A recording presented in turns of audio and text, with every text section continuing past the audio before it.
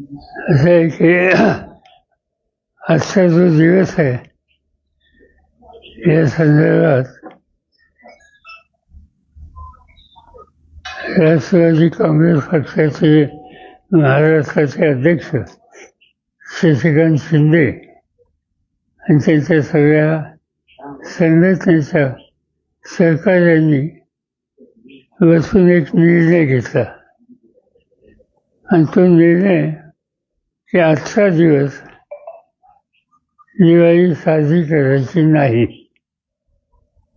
आणि त्याचं महत्त्वाचं कारण आपण बघितलं गेले महिनाभर महाराष्ट्रातल्या अनेक जिल्ह्यामध्ये अतिवृष्टी होती. काही ठिकाणी पूर होता, काही ठिकाणी महापूर होता आणि याच्यामध्ये शेती उद्ध्वस्त झाली. शेती नुसती उद्ध्वस्त झाली नाही तर पीक ज्या जमिनीत येतं ती जमीनच खरडून गेली. आणि त्यामुळे हा सवन शेतकरी हा अत्यंत अस्वस्थ आहे. त्याच्या दृष्टीनं जमीन शेतीची हे त्याचं सर्वस्व आहे आणि त्याचं सर्वस्व केलं तर कोणत्या मनस्थितीत तो दिवाळी साजरा करणार. आणि म्हणून त्याच्या या दुःखामध्ये आमच्या संघटनेनं सहभागी व्हायचा निर्णय घेतला.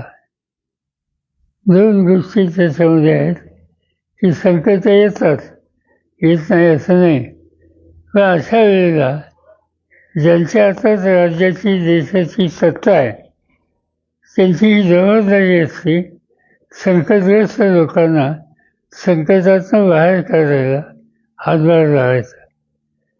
आता राज्य सरकारने काही चोखडी रक्कम काही लोकांना जाहीर केली, पण नुकसानीचं स्वरूप हे बघितल्याच्या नंतर या चोखडी रकमेचा उपयोग त्याला पुन्हा उभं करण्यासाठी होईल असं त्यांना वाटत नाही.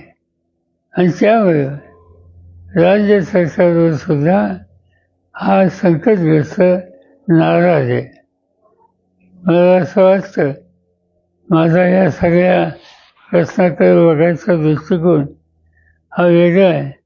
इथं मी राजकारण आणू इच्छित नाही, पण संकटग्रस्त लोकांना संकटातून बाहेर काढण्यासाठी सगळ्यांनी मिळून प्रयत्नाची पराकाष्ठा ही केली पाहिजे.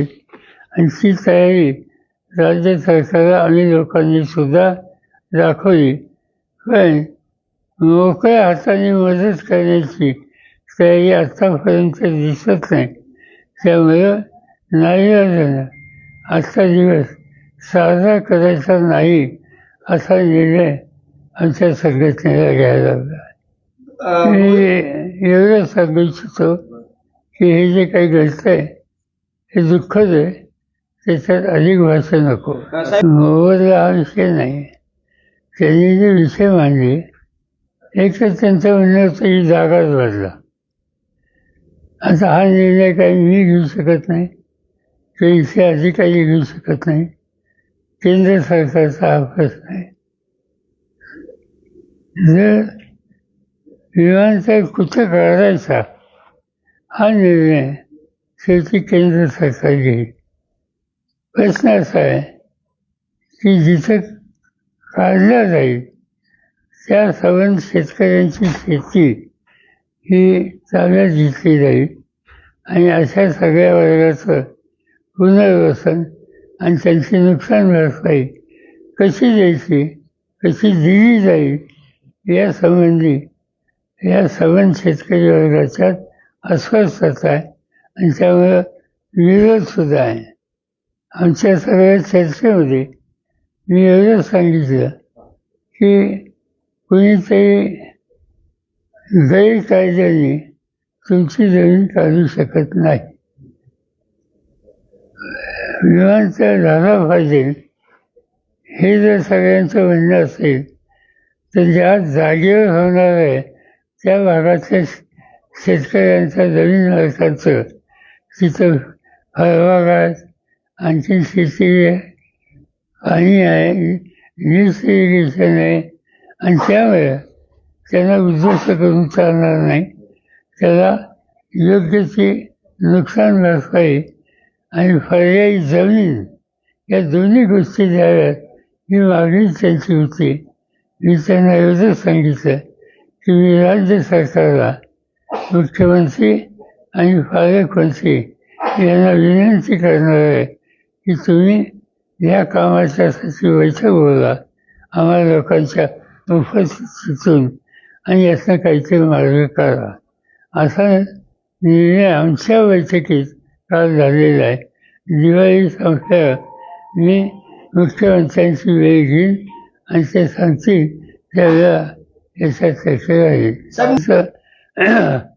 आमचे सगळे सरकारी नाराज आहेत कारण सत्तेचा गैरवापर होतोय. मतदार याद्याच्या संबंधी बराच घोळ आहे असं त्या सगळ्यांचं म्हणणं आहे.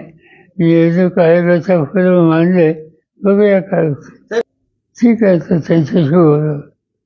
शिवाय कर्डिले यांचं निधन झालेलं. ठीक आहे, ह्याच्यात घालू वेगळं लोकप्रतिनिधी म्हणून काम करणारे असा त्यांचा परिचय होता.